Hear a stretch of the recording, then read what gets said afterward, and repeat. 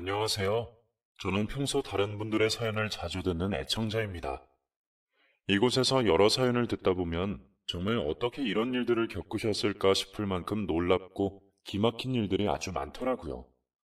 그래서 오늘은 제가 한번 사연을 보내볼까 합니다. 지금 적어 보내는 이 이야기도 아마 다른 분들 사연 못지않게 기막힌 일일 것 같습니다.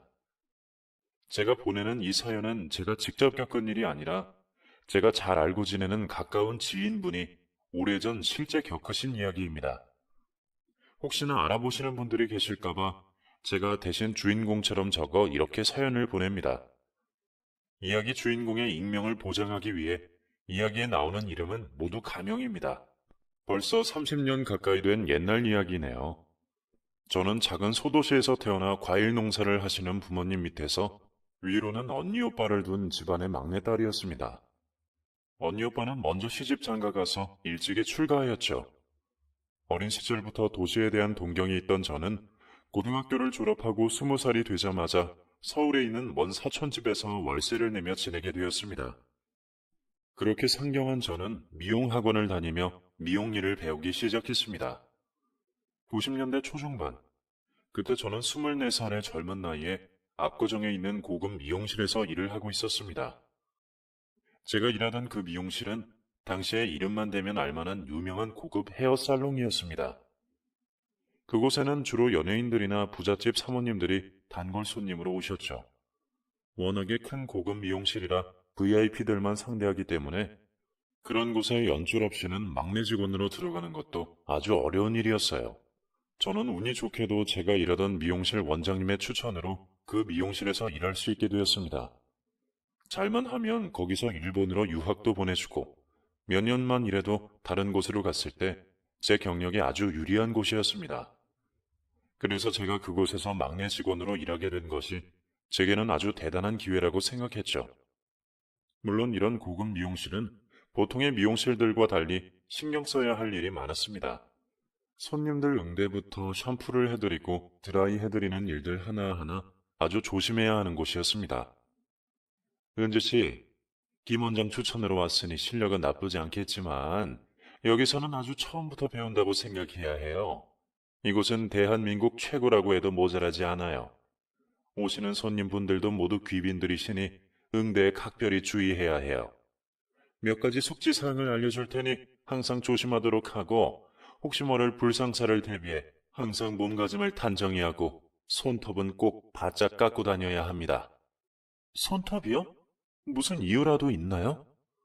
혹시 직원들 손톱에 귀빈들께 상처나 불편을 드릴 일을 방지하기 위해서이니 까먹지 말고 항상 손톱 관리에 신경 써주세요. 그리고 이곳에서 보고 듣는 일들은 절대 밖에 새어나가면 안 됩니다. 그건 미용 업무의 기본이니 당연히 알고 있겠죠? 네, 잘 알고 있습니다. 열심히 하겠습니다. 들어오기 전부터 듣기는 들었지만 제가 직접 겪은 이곳은 더 철저한 곳이었어요. 매일 아침 직원들 용모 단정과 손톱 검사는 기본이고 매일 퇴근 전에는 인사응대까지 연습시키는 곳이더라고요. 역시 유명한 곳은 다 이유가 있구나 생각했습니다. 저는 그곳에서 잘 배워 제 꿈을 키워 스스로 성공하고 싶었습니다. 이 미용실에서 묵묵히 주어진 일을 하다 보면 언젠가는 저도 손님을 받을 수 있고 제 실력도 늘어갈 수 있을 거라고 생각했어요. 그런 고급 미용실의 막내 직원이 할 수 있는 일은 청소나 뒷정리 같은 작은 일들 뿐이었죠. 그래도 저는 그런 미용실에서 일한다는 자체로 자부심을 가졌습니다. 물론 일하면서 만나게 되는 연예인들도 제 동경의 대상이었죠. 제 시골 친구들도 제가 일하는 곳에 다니는 여배우나 가수들 얘기에 부러워했어요. 그러나 그 대단한 미용실에서 저는 이제 막 수습 기간을 끝낸 막내 직원이었습니다. 앞에서 말한 것처럼 그 미용실은 VIP 손님의 심기를 거스르면 아주 야단이 나는 곳이었습니다. 물론 손님들 중에는 실수에도 너그러우시고 인자하신 분들도 많으셨지만 대체로는 실수나 불편을 용납하지 않으셨죠. 기껏 어렵게 들어왔어도 그런 실수 몇 번으로 잘리기도 했습니다. 그래서 저는 그곳에서 일하며 항상 언행이나 몸가짐을 조심히 할 수밖에 없었습니다. 그런데 그 중에서도 그런 막내 직원인 저에게 항상 잘 대해주시는 사모님이 한 분 계셨습니다. 그분은 평창동에 사시는 중년의 사모님이셨는데 중소건설업을 운영하시는 집안이라고 들었어요. 회장님이 70년대 강남 개발 붐일 때 건설업에 뛰어드셔서 아주 큰 돈을 벌게 되셨다고 하더라고요. 보통 다른 사모님들은 막내 직원에게까지는 말 한마디 걸지도 않으시는데 그 사모님은 항상 제게 수고했다고 해주시고 심지어 제게 팁까지 쥐어주셨어요. 오늘도 샴푸가 아주 좋았어. 은주 씨가 감겨줄 때마다 꼭 잠이 들 것 같다니까. 좋게 봐주셔서 감사할 따름입니다, 사모님. 그래, 자기 다음에 또 봐. 네, 조심히 들어가세요, 사모님. 평소 입고 다니시는 옷이나 장신구만 보더라도 사모님의 재력을 알만했죠. 원장님도 사모님이 중요 단골 중 한 분이니 항상 각별히 신경 쓰라고 하셨습니다. 그렇게 제가 그 미용실에 다닌 지 2년 정도 되었을 무렵, 평소에 제게 잘해주시던 그 사모님이 저를 불러 따로 개인적인 질문을 하셨어요. 은주양, 아직 결혼을 안 했다고 들었는데 애인은 없어? 네, 제가 시골에서 올라와서 서울에 아는 사람도 별로 없어서요. 그리고 사실 그동안 일한다고 연애 한 번 제대로 못 해봤네요. 어머, 은주양 올해 몇 살이지? 이제 26 되었습니다. 아유, 그럼 지금이 결혼 적령기인데 왜 애인이 없을까? 이렇게 예쁘고 참한데 말이야. 저번에 박 원장한테 들어보니까 은주씨 고향에서 미인대회도 나갔었다며? 뭐 그냥 작은 대회예요, 사모님. 그렇다고 제가 미스코리아도 아닌데요, 뭘. 저도 고향에서나 미인 소리 들어봤지. 서울 사람들은 다들 예뻐서 저는 명함도 못 내밀죠. 은주양, 내가 나중에 좋은 자리 하나 소개시켜야겠다. 말씀만으로도 감사드립니다, 사모님. 말씀뿐이어도 그런 부잣집 사모님이 제게 관심을 보여주시니 감사할 따름이었죠. 사실 정말 좋은 자리라도 소개해 주신다면 더 좋겠지만 말이에요. 그런데 그 일이 있고 얼마 후 사모님이 또 저를 따로 부르셨습니다. 은주양, 혹시 생시가 어떻게 되지? 제 생시요? 왜 그러세요? 아니, 다른 건 아니고 내가 사주팔자에 관심이 많잖아. 알지? 내가 자주 가는 용안집이 하나 있는데 이번에 가는 김에 은주양 결혼 운이라도 봐주려고. 어머, 정말요? 그래 주시면 저는 너무 감사하죠. 매번 저를 이렇게 신경 써주시고 정말 감사해요, 사모님. 저도 평소에 사모님이 사주팔자에 관심이 많은 편이시라는 건 알고 있었어요. 용하다는 무당집도 자주 다니신다고 여러 번 얘기를 들었었거든요. 사실 사모님 댁 회장님께서 사업 초반에 큰 돈을 만드시게 된 이유도 바로 그 무당 덕이라는 얘기가 있었습니다. 그러다 보니 사모님도 항상 점을 보러 자주 다니시는 듯 했습니다. 그런 용한 분께 제 결혼 운을 봐주시겠다 하시니 저도 마다할 이유가 없었죠. 그렇게 사모님이 제게 생신을 물어보신 지 보름 정도 지났을 때였을까요? 사모님이 예약도 없이 갑자기 미용실로 찾아오셨습니다. 어머, 사모님, 오늘은 예약 없이 오셨네요. 원장님 잠시 외출 중이신데 어쩌죠? 알고 있어. 오늘은 머리하러 온 게 아니라서. 은주양, 지금 옷 챙겨 입고 따라 나와. 네? 저를요? 무슨 일로 그러시는지. 별일은 아니고, 저번에 내가 결혼은 봐준다고 한 것도 있고, 내가 은주양이랑 대화를 좀 하고 싶어서. 아, 박 원장이랑은 얘기 됐으니까 걱정하지 말고, 얼른 옷 갈아입고 나와. 갑작스럽게 가게를 찾으신 사모님은 저를 찾아오신 거였어요. 무슨 이야기를 하시려는지 어리둥절한 저는 급히 옷을 챙겨 입고 사모님을 따라 나섰죠. 사모님을 따라 들어간 호텔 찻집에서 사모님과 대화를 나누게 되었습니다. 난생 처음 들어가 보는 고급 호텔 라운지에 눈이 뺏겨 이리저리 고개를 돌리고 있는데 사모님이 찻잔을 내려놓으시고 말씀을 시작하셨어요. 은주양, 내가 갑자기 따로 보자고 해서 많이 놀랐지? 네? 아, 네, 조금요. 그런데 무슨 일로 저를 따로 보자고 하셨는지. 나한테 아들이 하나 있는 건 알고 있지? 네, 외동 아드님이시라 항상 신경이 많이 쓰이신다고 사모님이 몇 번 말씀해 주셨죠. 그래, 우리 집 귀한 장손이지. 그 귀하다는 3대 독자도 우리 아들한테는 비할 바가 못 되지. 그런데 사실 내가 그런 우리 아들 결혼을 시켜야 해서 말이야. 사모님이 제게 아드님 결혼 얘기를 꺼내시는 이유가 뭔지 짐작하기 어려웠습니다. 제가 묵묵히 듣고만 있자 사모님이 말씀을 이어가셨어요. 사실 우리 애가 몇 년 전에 이혼을 했어. 내가 정말 이혼만은 막으려고 했는데 둘이 성격이 안 맞았는지 도저히 같이 못 살겠나 봐. 사실 은주양 앞에서 할 말은 아니지만 이혼한 며느리가 보통 성격이 아니어서 내가 어리석었지.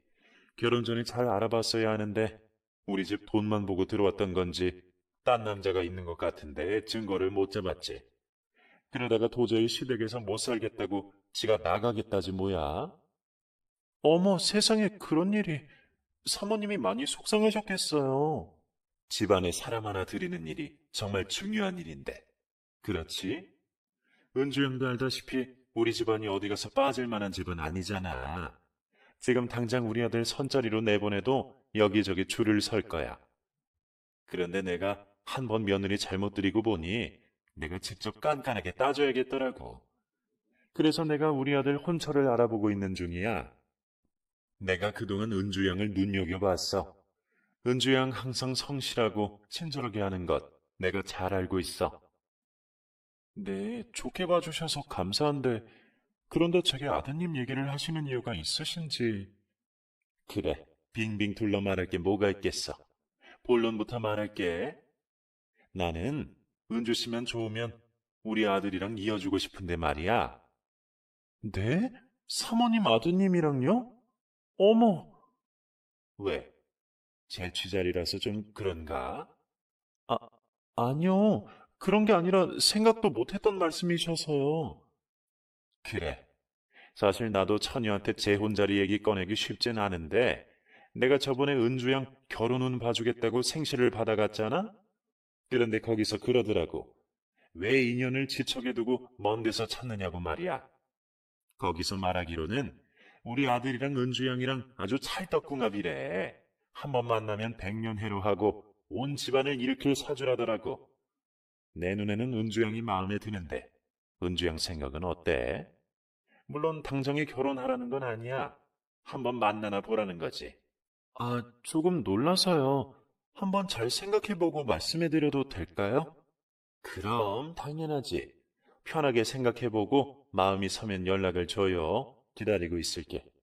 잘 생각해봐. 재혼이어도 우리 집안 정도면 은주 양한테도 그리 빠지는 조건은 아닐 거야. 그치? 네, 신중하게 생각해보고 말씀드리겠습니다. 말씀해주셔서 감사해요. 전혀 예상치 못한 이야기들이었습니다. 제가 궁합이나 사주를 맹신하는 편은 아니었지만 저도 사람마다 사주팔자는 있다고 생각했거든요. 그런데 용한 무당이 제 사주가 그렇다니 무섭기도 하고 신기한 마음이 들었습니다. 그렇게 사모님과의 만남 이후 제게는 큰 고민이 생겼죠. 아무리 재취자리라고 해도 제가 무슨 재주로 재벌집에 시집을 가겠어요.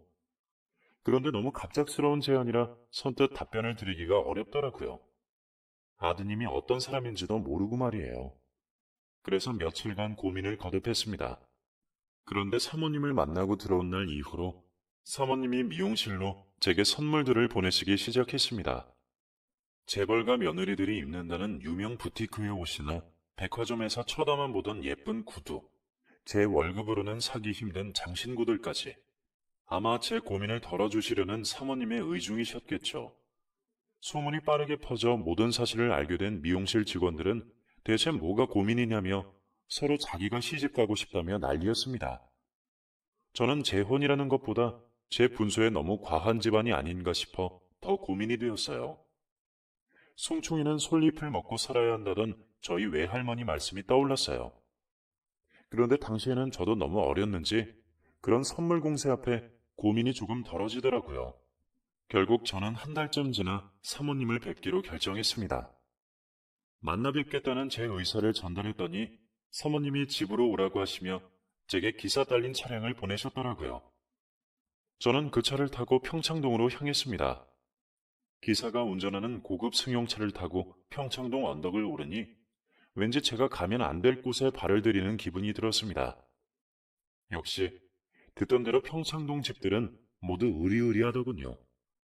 대문과 담벼락부터 저를 압도했습니다. 그 큰 대문이 열리고 안으로 잘 가꾸어진 정원이 저를 기다리고 있었습니다. 마치 평범한 제가 감히 밟기조차 두려운 길이었습니다. 왠지 기가 죽는 기분이었죠. 일을 도와주시는 분의 안내를 받아 집 안으로 들어가니 응접실에서 사모님이 저를 기다리고 계셨습니다. 사모님 안녕하셨어요? 그래. 은주 씨, 내 얘기는 잘 생각해 봤어? 네. 사실 아직 아드님을 뵙기 전이라 잘 모르겠지만 한번 만나 뵙고는 싶어요. 그런데 사실 아직도 왜 저를 좋게 봐주셨는지 잘 모르겠습니다. 저는 대학도 안 나왔고 집안도 시골 평범한 집안인데요. 내세울 거라고는 지역 미인대회 출신이라는 정도밖에 없어서 아직도 잘 이해가 가지 않네요. 너무 그렇게 기죽을 필요 없어. 나도 시골 출신인데 뭘. 우리 회장님도 자수성가하신 분이잖아. 출신 성분이 뭐 그리 중요한가? 얼마나 마음 맞고 좋은 사람을 만나는지가 중요하지. 내가 보기에는 궁합도 그렇고 은주 씨가 우리 집안에 아주 딱인 것 같아. 결국 저는 사모님 말씀에 용기를 얻어 아드님을 만나보기로 결심했습니다. 사모님이 보내주셨던 고급 옷과 신발을 신고 호텔 커피숍에서 아드님을 만났습니다. 저보다 6살 많은 아드님은 아주 미남은 아니었지만 흰 피부에 잘 차려입은 옷까지 어릴 적부터 여유롭게 자라서 그런지 몸에 여유가 배어 있더라고요. 서울 말씨에 영화에서나 보던 매너까지 더하니 어린 시골 처녀가 금세 마음을 뺏기기에 충분했죠. 저희 시골집에서는 제가 평창동으로 시집을 간다고 하니 다들 놀라셨죠. 아니, 평창동이라면 부자들만 산다는 그런 동네 아니냐? 대한민국에 평창동 모르는 사람이 있니? 네가 갑자기 그런 집에 시집을 간다니 무슨 말이니? 엄마, 저번에 말씀드렸잖아요. 저희 미용실 오시던 사모님이 저를 아주 좋게 봐주셨다고요. 아니, 아무리 그래도 그런 집에서 우리 같은 집을 이해해 주시니? 그런 걱정은 마세요.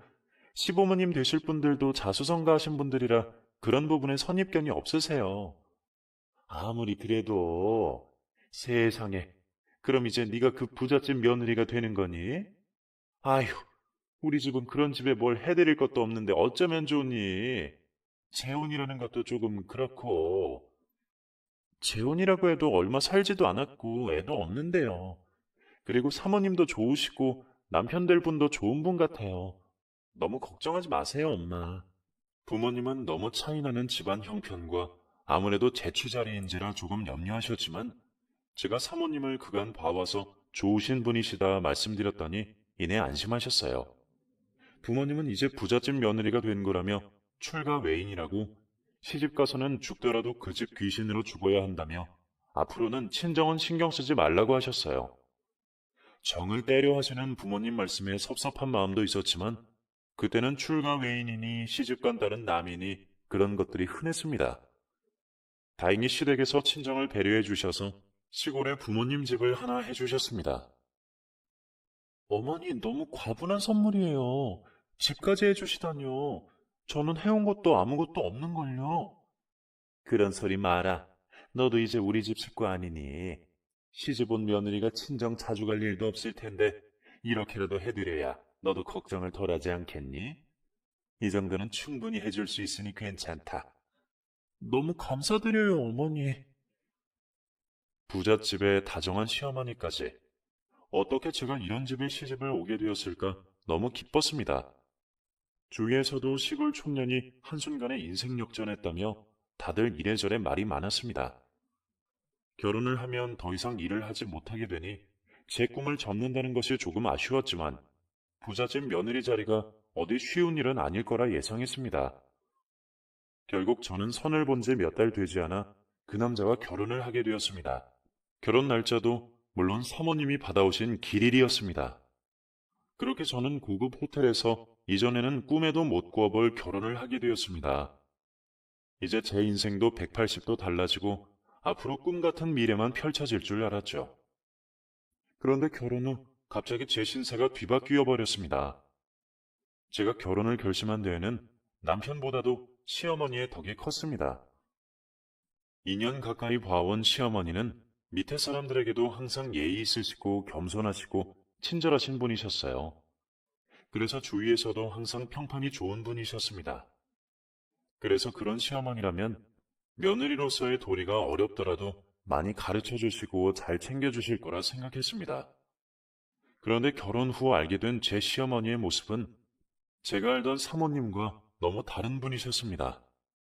결혼식 후 저는 신혼여행도 가지 않고 시댁에서 첫날 밤을 보내고 새벽같이 일어나 아침 식사 준비를 해야 했습니다. 너 지금이 몇 시니? 8시에 식사를 시작해야 하는데 7시에 일어나면 어쩌자는 거야? 죄송해요, 어머니. 뭐부터 하면 될까요? 내가 당장 올라가 끌고 내려올까 하다가 첫날이라 그냥 넘어가는 거다. 내일부터는 6시 전에 일어나서 부엌에서 준비하고 있어야 할 거야. 알았니? 네, 죄송합니다, 어머니. 갑작스러운 시어머니의 불호령에 너무 놀랐지만 집안 분위기를 잘 몰랐던 제 잘못이라 생각해 스스로를 탓했습니다. 그 집에 들어가니 마치 제가 명동 미용실에 처음 일하게 되었을 때 기억이 떠오르더라고요. 이 집도 그곳과 비슷하다면 비슷했습니다. 며느님, 앞으로 며느님께 집안 살림을 알려드릴 김 집사입니다. VIP들을 접해오셨다니 잘 아시겠지만 집안에서 일어나는 모든 일은 절대 밖에서 얘기하시면 안 됩니다. 잘 아시겠죠? 반갑습니다, 집사님. 잘 부탁드려요. 며느님은 앞으로 새벽 6시까지 오셔서 아침상 준비를 해주셔야 합니다. 회장님께서 까다로우시기 때문에 새벽부터 준비해야 할 일이 아주 많아요. 자세한 일들은 차차 알려드릴 테니 저를 잘 따라와 주세요. 이 집은 그 미용실보다도 지키고 해야 할 일들이 많았습니다. 매일 새벽 5시 반에 일어나 몸을 정돈하고 부엌으로 내려가 집안일을 도와주시는 분들과 함께 아침상을 준비했습니다. 집안 식구는 시할아버님과 시아버지, 시어머니, 그리고 남편과 저, 이렇게 5식구였습니다. 그런데 겨우 그 5식구 먹을 음식이 아침부터 진수성찬이더라고요. 생전 처음 보는 음식들과 식재료가 가득했습니다. 덕분에 새벽부터 준비해야 할 일이 많았습니다. 그렇게 새벽부터 준비해 식사를 차리고 나면 식구들과 앉아 식사를 했습니다. 다 같이 먹는 식사 자리는 매번 너무 불편해 저는 식사를 제대로 할 수 없었죠. 행여나 젓가락질이라도 잘못해서 그릇에 부딪히는 소리라도 나면 시어머니 불호령이 떨어졌습니다. 예, 아침부터 어디 소리를 내는 거니? 그릇에 안 닿게 조심히 먹으라고 했잖니? 네, 주의하겠습니다. 죄송합니다, 어머님. 못 배워서 시집 왔으면 잘 배우기라도 해야지. 그래도 똘똘한 아이인 줄 알았는데. 그렇게 불편한 아침 식사가 끝나고 나면 저는 중풍으로 거동이 불편하신 시할아버님 식사를 챙겨드렸습니다. 제가 시집간 후부터 중풍이 있으신 시할아버님을 돌보는 일은 제 몫이었습니다. 매번 식사를 먹여드리고 씻겨드리며 시할아버님 병수발 드는 일은 쉬운 일이 아니더라고요. 거기에 정신이 온전하지 못한 시할아버님은 가끔 제게 폭언과 폭력도 휘두르셨습니다. 젊은 나이에 제가 혼자 감당하기에는 무척 버거운 일이었어요. 그렇다고 시집간 지 얼마 되지 않은 제가 불만을 얘기할 수도 없는 일이었습니다. 그러고 나면 쉴 틈 없이 다시 점심 준비를 해야 했습니다. 다행히 남편과 시아버님은 회사에 나가시고 시어머니는 거의 모임이나 약속이 있으셔서 시할아버님만 챙기면 되니 그게 그나마 다행이라면 다행이었지만 그것도 잠시 눈 돌릴 틈 없이 점심이 지나면 그 뒤로는 다른 집안 일들을 돌봤습니다. 큰 집은 손 가는 일들이 정말 많더라고요. 시집가서 몇 달은 정말 정신없이 바빴던 것 같아요. 일해주시는 분들이 많이 계셨지만 어머니는 이 집 며느리라면 집안 살림을 잘 알아야 한다며 제게 이것저것 시키셨어요. 정원을 정리하기도 하고 가끔은 못그릇이나 은식기들을 며칠이 걸려 닦기도 했습니다. 어머니는 그게 다 재벌가 며느리가 되기 위해 꼭 해야 하는 일들이라고 하셨습니다. 그런데 제가 며느리로서의 도리라며 굳은 일들을 다 하는 중에도 식구들은 저를 무시하는 듯 했습니다. 남편과의 사이도 대면대면했고 무서워 보이는 시아버님과는 말 한 번 제대로 섞어본 적이 없을 정도였어요. 시어머님은 제 길을 잡으시려는 건지 매번 제가 하는 일에 야단만 치셨죠. 그러다 보니 제 자격지심 탓인지 집안일 봐주시는 분들도 저를 은근히 무시하는 투였습니다. 특히 집사님이 가장 심하셨죠. 시어머니나 다른 식구들 앞에서는 말 한마디 꺼내지 못하시면서 제가 뭘 물어봐도 한 번에 대답해 주시는 법이 없고 제게 야단을 치기까지 했습니다. 며느님, 저번에도 알려드렸는데 이렇게밖에 못하시나요? 이렇게 하셔서 오늘 상에 어떻게 내놓겠어요? 아유, 제발 한 번 알려드리면 두 번은 없게 해주세요. 죄송합니다, 김 집사님. 제가 아직 손이 서툴러서요. 금방 배워볼게요. 뭘 가르치면 제대로 하는 법이 없으니 원. 그곳에서 저는 마음 붙일 곳 없이 항상 이방인처럼 혼자 외로웠습니다. 친정이라도 찾아가고 싶었지만 결혼 후 1년 동안은 친정 외출하는 것 아니라는 시어머님 때문에 결혼하고 그동안 친정 한 번 찾아가지 못했습니다.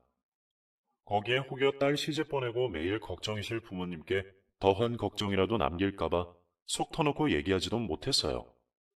그럴 때 남편이라도 곁에서 힘이 돼주었으면 그 정도로 힘들지는 않았을 텐데 기대하던 결혼 생활도 그리 행복하지 않았습니다.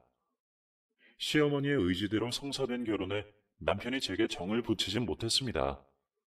각방을 쓰느라 따로 볼 일도 자주 없는 남편은 한 번씩 여자 향수 냄새를 묻혀왔습니다. 여보, 누구를 만나고 오셨어요? 옷에 여자 향수 냄새가 나네요. 음, 오늘 모임이 있었다고 했잖아. 거기 여자도 있고 남자도 있고 그렇지. 당신은 신경 쓸 것 없어. 그렇게 항상 제게 곁을 내주지 않는 남편도 야속했습니다. 결혼 후 남편 얼굴 한번 보기가 힘들었다면 믿어지시나요? 사실 다른 재벌집들도 그렇게 하는지 모르겠지만 제가 시집간 그 집은 시부모님도 그렇고 저희 부부도 모든 식구들이 다 각방을 썼습니다. 부부관계도 어머니 말씀으로는 음과 양이 함부로 섞이면 집안에 좋지 않다고 꼭 정해진 날에만 합방을 해야 한다고 하셨습니다. 사실 결혼 전부터 알고 있었지만 지금 생각해보면 어머니는 참 무서울 정도로 미신을 잘 믿으시는 분이셨어요. 결혼 전부터 제 사주팔자를 확인하셨으니까요. 그때는 꼭 재벌집이 아니어도 다들 결혼 전에 궁합이나 사주팔자는 봤으니까 그렇게 이상하다고 생각하기 어려웠어요.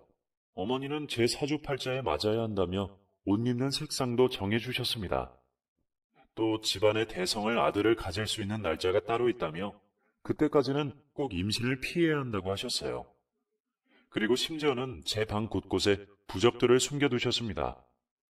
처음엔 그 부적들을 보고 너무 무서워서 시어머니께 조심스레 얘기를 꺼낸 적도 있었어요.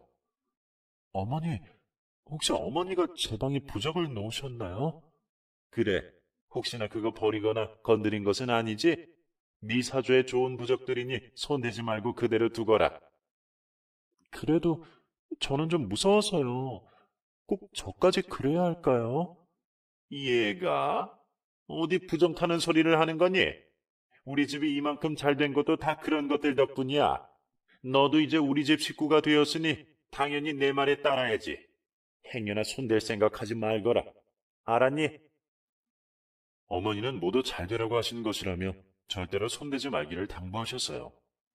저는 꺼림직했지만 시어머니가 무서워서 그게 무슨 부적들인지도 모르고 손댈 수도 없었습니다. 지금 와서 생각하면 무슨 저런 집이 있나 싶지만 수십 년 전에는 정말로 그런 재벌들이 왕왕 있었습니다. 면접 때 직원들 사주를 보고 뽑는다는 재벌도 있었잖아요. 그때 저는 너무 다른 환경에 적응하느라 정신이 없어 그게 이상한지도 생각하지 못하고 그냥 받아들였어요. 그렇게 고된 시집살이에 하루하루 지쳐가는데 한 번은 일하시는 분 중에 제게 잘해주시던 아주머니 한 분이 제게 이런 말을 하더라고요. 아유, 며느님, 여기서 이렇게 고생할 사람이 아닌 것 같은데 지금이라도 헤어지고 행복하게 살지. 괜찮아요, 아주머니. 살다 보면 나아지겠죠. 돈이나 지위가 중요한 게 아닌데 이런 부잣집에 더럽게 엮이면 이혼하고 싶어도 못하고 평생 그 집 종처럼 사는 거야. 나도 그런 사람들 여러 봤어. 며느님이 내 딸 같아서 그래. 우리 딸이 이러고 살면 나는 그걸 못 보지. 젊은 나이에 인생 종치지 말고 아직 아이 없을 때 얼른 도망가. 아마 아주머님은 매일 힘들어하는 제가 안쓰러워 보이셨나 봐요. 저런 말씀까지 듣고 나니 왠지 앞으로의 결혼 생활이 더 힘들게만 느껴졌습니다. 물론 매일 힘든 일만 있었던 것은 아닙니다. 시집 온 후로는 이전의 삶과는 완전히 다른 삶을 살았으니까요. 항상 좋은 옷에 좋은 것만 먹고 백화점을 한번 나가더라도 꼭 기사 딸린 고급 차를 타고 나갔으니까요. 그런 제 모습을 보고 남들은 저를 부잣집 며느님 대접을 했습니다. 취미 생활의 수준도 달랐어요. 매일 어머님을 따라 다도를 배우고 유명 서예가를 초대해 서예를 배우는 일들은 제가 정말 TV에서만 보던 그런 상류층의 삶이었습니다. 거기에 제가 일하던 미용실에서 제가 VIP 대접을 받게 될 줄 누가 알았겠나요? 남들이 보면 팔자 폈다고 생각할 거예요. 그런데 그러면서도 저는 꼭 남의 옷을 억지로 끼워 입고 있는 듯한 기분에 하루도 편하지 않았습니다. 껍데기만 부잣집 며느리이지 집안에서 저는 철저한 을이었으니 말이에요. 남들은 제가 그 집에서 어떻게 사는지는 모르고 부러워만 하겠죠. 그렇게 매일을 버텨가는데 그러던 하루는 어머니가 뒷마당 장독에서 장을 퍼오라며 저를 보내셨습니다. 시댁은 꼭 장도 직접 담궈 드셔서 집안에는 장독도 많고 장도 많았어요. 그렇게 저는 뒷마당에 된장을 가지러 갔죠. 된장을 찾겠다고 장독 뚜껑을 열어보는데 한 귀퉁이에 깊숙이 있는 장독이 왠지 가볍더라고요. 빈독인가 싶어 장독 뚜껑을 열었는데 텅 빈 장독 안에 무슨 봉투가 들어있었습니다. 누가 장독에 편지라도 넣어놨나? 이게 뭔가 싶어서 팔을 깊숙이 넣어 종이를 빼들었는데 펼쳐본 종이 제일 위에 한문으로 유서라고 써있더라고요. 순간 놀란 마음에 주변에 아무도 없는 것을 살피고 저는 몰래 그 유서를 읽어내려갔습니다. 얼마 가지 않아 저는 그 유서의 주인공이 누구인지 알 수 있었습니다. 그 유서의 주인은 바로 제 남편의 첫 번째 부인이었습니다. 이혼했다던 여자의 것이, 그것도 유서가 왜 여기서 나왔는지 떨리는 마음을 주체하기 힘들었어요. 이 집에 들어온 순간 나의 인생이 끝난 것이나 다름이 없다. 나는 살아있지만 산 것이 아니고 죽었지만 죽은 것이 아니다. 어떠한 방법으로든 이 집을 벗어나는 것만이 내가 살 수 있는 길이다. 사주팔자에 미친 집안이 집안 대를 이을 귀한 장손을 낳을 사주라며 데려온 내가 결국 딸을 갖자 그때부터 나를 인간 취급하지 않고 매일 구박과 핍박에 시달렸다. 애 낳기까지는 종으로 부리더니 이제 애를 낳고 나면 내 아이도 뺏어가고 나도 곧 길바닥으로 쫓겨날 것이다. 그런 더럽고 추접한 꼴을 겪느니 차라리 그 전에 내 스스로 사라지는 것이 맞겠지. 유서의 내용은 너무나 충격적이었습니다. 그런데 그 유서를 읽고 나니 제가 겪은 일들이 떠오르기 시작했습니다. 시어머니가 길일에 임신을 해야 아들을 가질 수 있다며 결혼 후 그때까지 임신을 기다려야 한다고 하셨던 것, 아들을 가져야 하니 피하라고 하셨던 음식들이며 시어머니가 제 베개 밑이나 방 안 곳곳에 넣어두신 부적들, 그 전에는 그냥 미신을 좋아하신다 가볍게 생각했던 것들이 그 유서를 읽고 나니 예사롭지 않게 생각이 되었습니다. 그 유서대로라면 저도 만약 아들을 낳지 못한다면 이 집에서 무슨 꼴을 당할지 어떻게 알겠어요. 저는 그 유서를 몰래 숨겨 집으로 들어갔습니다. 그리고 제게 도망가라 말씀을 하셨던 그 아주머니에게 유서에 대해 물었습니다. 아주머니, 이것 좀 봐주세요. 이전 며느님이 쓰신 것 같은데. 아주머니는 유서를 보시고 아주 놀란 표정이셨어요. 첫 번째 며느님 소식 아세요?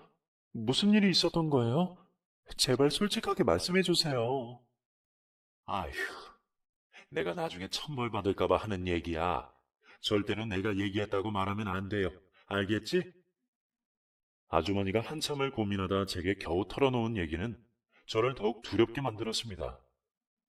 사실 첫 번째 며느님이 결혼 반년쯤 뒤였나 임신을 하셨는데 아들이 아니라 딸이었어. 사모님이 항상 의지하는 그 무당말로는 며느리랑 아들 사이 사주에 딸은 절대 없다고 분명히 아들일 거라고 했는데 무슨 일인지 딸이라고 하니 가족들이 다 의심을 했지. 혹시 다른 씨 아니냐고 말이야. 말도 안 되는 소리지. 며느님이 참 착하고 순수한 분이셨는데, 게다가 항상 집에만 있었는데 딴짓할 새도 없지. 아무튼 그 뒤는 뭐 길게 말 안 해도 알만하지. 누구 시냐고 매일 괴롭힘 당하다가 어느 날 더는 못 참겠는지 혼자 짐 싸서 도망가 버렸어. 그럼 죽은 건 아니에요? 유서가 있길래. 아휴, 애도 있는데 어떻게 함부로 죽을 생각을 하겠어. 죽을 만큼 고통스러웠으니 유서까지 남겼겠지. 아무튼 며느님은 그렇게 만상몽으로 도망을 나갔어. 암만 부잣집 며느리면 뭐래.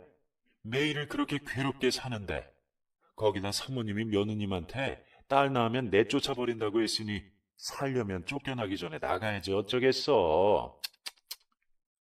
그럼 집에서 며느님을 찾지는 않으셨나요? 어차피 손자 낳을 며느리도 아니니 자기들도 크게 관심을 안 둔 거지 뭐. 그리고 그때 무당이 연 끊긴 사람 찾는 것 아니라고 그랬나 보더라고. 그 무당 말이라면 죽는 신용이라도 할 거야. 오히려 다행이라고 봐야지. 그 말을 다 듣고 보니 저도 더는 이 집에 있어서는 안 될 것 같았습니다. 미신에 미친 시댁을 보면 혹시 나중에라도 제가 무슨 일을 당할지 모르겠더라고요. 너무 두려워진 저는 그 유서의 주인공처럼 그 길로 짐을 싸서 모두 잠이 든 새벽에 그 집을 도망 나왔습니다. 아이를 낳고 혼인신고를 해야 한다며 혼인신고를 미룬 것이 저에게는 천만다행이었죠. 이제 와서 생각하면 애 낳기 전에 혼인신고를 안 시킨 이유가 바로 혹시나 딸을 낳으면 쫓아내려고 한 게 아니었을까요? 그 생각을 하면 정말 소름이 끼쳤습니다. 결혼할 때 받은 제 예물과 제가 갖고 있던 폐물만 들고 도망친 저는 혹시나 시댁 식구들이 쫓아올까 두려워 친정에도 가지 못하고 친구 집에서 숨어 지냈습니다. 친정에는 잘 지내고 있으니 당분간 찾지 마시라 설명드렸죠. 그렇게 1년을 쥐죽은 듯이 살았습니다. 그런데 제가 도망쳐 나온 지 1년쯤 뒤에 IMF가 터지며 건설업을 하던 시댁이 그만 쫄딱 망하게 되었습니다. 저는 회사 일은 잘 몰랐는데 애초에 온갖 불법으로 회사를 꾸려왔나 보더라고요. 거기에 부도 직전 어음을 막으려다 문제가 생겼는지 시아버지가 지명수배되면서 가족들이 하루아침에 야반도주를 했다고 했습니다. 그리고 그 뒤로는 어찌 되었는지 소식을 듣지 못하게 되었네요. 시댁이 쫄딱 망했다는 소식에 저도 그제야 친정으로 돌아갈 수 있었습니다. 그간의 사연을 들으신 부모님은 그때 말렸어야 했는데 부잣집에 눈이 멀어 저를 그리 만드셨다며 괴로워하시다가 그래도 늦기 전에 잘 도망쳤다며 다행이라 여기셨어요. 그 집에서 며느리로 지낸 시간이 1년이 채 되지 않았지만 혹시나 저도 그 전 며느리가 쓴 유서를 발견하지 못했다면 어찌 되었을까요? 그 생각만 하면 지금도 정말 아찔합니다. 그 뒤로 저는 과거를 모두 잊고 새로운 삶을 시작했습니다. 다행히 시댁에서 도망칠 때 들고 나온 폐물로 미천을 만들어 제 고향에서 작은 미용실을 차릴 수 있었습니다. 젊었을 적 못다 이룬 꿈을 다시 꾸게 되었죠. 그 뒤로 벌써 30년 가까이 긴 세월이 지났고 지금은 미용실 여러 개를 운영하는 원장이 되었습니다.